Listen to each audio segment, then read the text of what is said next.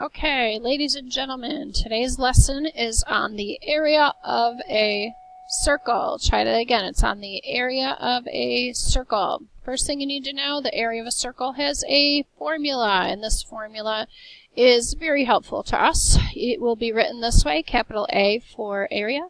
Area is equal to pi times r squared. Sometimes we will put the pi and the r squared together, so it just says pi r squared. I put a little dot in here to remind you that we are multiplying to do pi r squared. This will give us the amount of space inside, so please remember, area is the amount of space inside. You're welcome to take a highlighter and fill in the word area on your note sheet. Just make sure you're also adding the definition in this little box here and the formula in the top little call-out box right there. So there's a couple other things to remember with area. Other than the amount of space that it covers, area is also two-dimensional. So when you label your units, they will be squared. For example, we'll do this example. You are given a radius of 4.8 inches. Your area will be inches squared. This one over here is in yards. Your area will be yards squared. So we're going to get right into it. First thing you do when you have to do an area of a circle problem is you write down your formula. Your formula is pi r squared, remember. Now, we were lucky in this example because they are telling you that the radius is 4.8. So I always like it if you draw that picture. It gives you a visual for what's been given, and then it, of course, allows you to put the information directly into the formula, because the formula requires us to take pi times the radius squared. Now, on your calculator, the other day we learned about how to put in decimals. We learned how to put in exponents, okay? So I would probably just recommend that when you're calculating pi r squared, you put your pi in first. Remember, your pi button is right here. You hit your times sign. Remember, that shows up like a little snowflake, I guess. And then remember, our radius was 4.8. And then the quickest way to square our radius, remember, is to use our x squared button that's right over here. So this is what it looks like on your calculator screen if you're typing it in correctly. And then remember, we need to hit equals. So to catch up with you, I need to put in my pi times 4.8 squared. And let's see if we agree. I have 72. And remember, you're going to get an answer that goes on and on and on, because remember, we're multiplying by pi. And the bottom line, after you copy down all your digits, remember that the bottom line of your formula is for you to round. Okay, your typical directions are going to say round to the nearest tenth, round to the nearest hundredth. Let's do nearest hundredth. Okay, that means we want two digits, so I know I'm going to at least have the 72.38. The question is, should we have 39 instead? So you look next door. Oh, it's only a 2. So that means we're keeping it at 38. But instead of just being inches, these are going to be inches squared. Remember, we're finding out how much space will cover the entire surface of this circle, and it turns out to be 72.38 inches squared. Now, as always, they are not always nice in giving us the exact value we need for our formula. So let's go over here and let's write down our formula again on the top line, because ultimately we do want the area of this circle here. The problem is the feature they gave us is not a radius. Remember what it's called when the line segment goes all the way through the circle? Yeah, it's the diameter.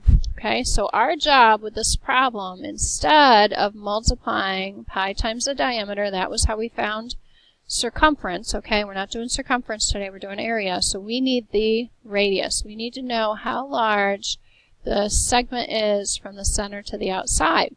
So remember, the radius is half of the diameter. We need to take 14.9, divide by 2, and that means that the radius is only 7.5 yards.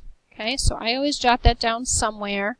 All right, show it on your picture so you don't forget what's what. And then, of course, we're going to plug it into our formula. So once again, we need to take pi times our decimal square. And let's see if I have a picture of this. Here I am. So pi there's your times sign, and there's your 7.45. And don't forget to hit the little x squared, and that will give you the exponent that is required. So if you have that typed in correctly, let's see if we agree. When you get your decimal value written down, it is 174.366. Let's see, 246. And it looks like there's a little 3 that I have at the very end. So again, we're going to practice rounding to the nearest hundredth this time.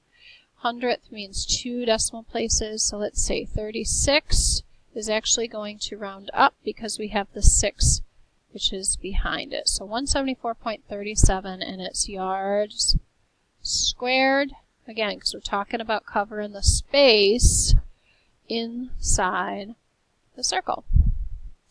So if you feel very comfortable with our new formula for area, you may actually pause the video right here. Try the problems on your own. There's 2 on the front and 2 more on the back. And then you can press play to check your answers. If you think you need a little more help, you can just keep watching along because I'm going to walk you through the problems one by one. All right. So again, if you want to try them on your own, pause here. If you're sticking with me, you will want to draw this picture with me. You are given a circle. You have a radius of 6 centimeters, so that's going to look like this. And the awesome thing about this first example is your formula is pi times the radius squared. We have exactly what we need. We have our radius. So we can go ahead and calculate that. Let's see. I'm not going to put my equal sign there. Hold on. All right. So I need to type in pi times 6 squared. And we get this beautiful decimal, 113.0973355. And let's see, did I give you instructions to round it? Alright, so let's stick with nearest hundredth. I think nearest hundredth will be a good practice since we did so much rounding to the nearest tenth before. Alright, nearest hundredth wants to give me 2 digits, so right now I'm at 113.09. Because of what's behind that 09, see we have a 7, this is going to bump up to 113.10. And again, our units are centimeters, but they are squared, because again, we're talking about the amount of space inside our circle. Alright, so this one, hopefully you read that carefully. Okay, it was not nice to us. It did not give us a radius. It gave us the diameter. All the way across this circle is 10 millimeters. You are not going to use 10 in your formula because 10 is not the radius. The radius, remember, is only from the center to the outside, so it is half of your diameter. So please make sure you do use 5. 5 is halfway across that circle. So pi times 5 squared, we have 78.5398164. Okay, please check your answer on your own calculator. If you don't try these, you will not have enough practice to do them independently. So remember, rounding to the nearest hundredth, we're definitely bumping up to 78.54. It is millimeters squared. The area is always squared because you're taking up space.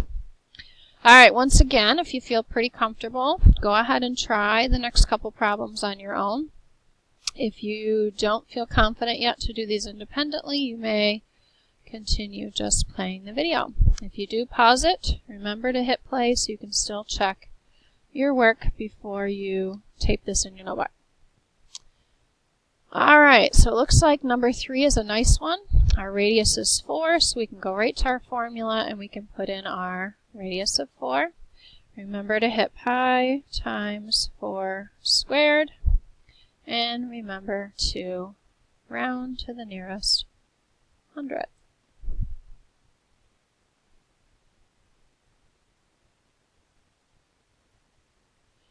So for this one, we should have 50.27 inches squared.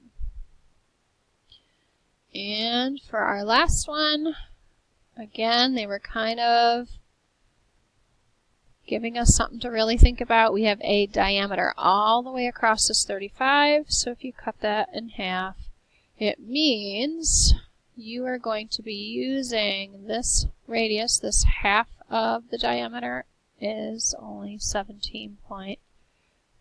So once again, pi times the radius squared, so your radius is only 17.5.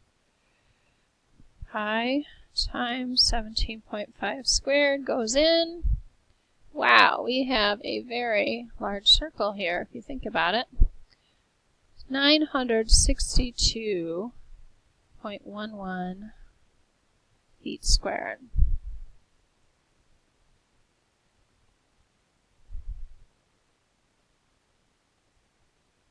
And again, whenever you talk about square feet, you could just put this little 2. Some people actually like to abbreviate square with SQ and then put feet behind it. I usually just use the exponent. I think it's easier.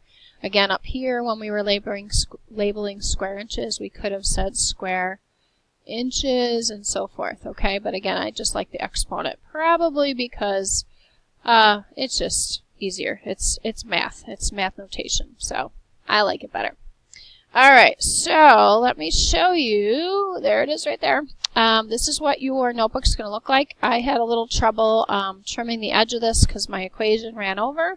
So just feel free to, trim the edges, to fold the centerpiece if you have to, but definitely get these examples in your book so you have them. It is page 93 and 94.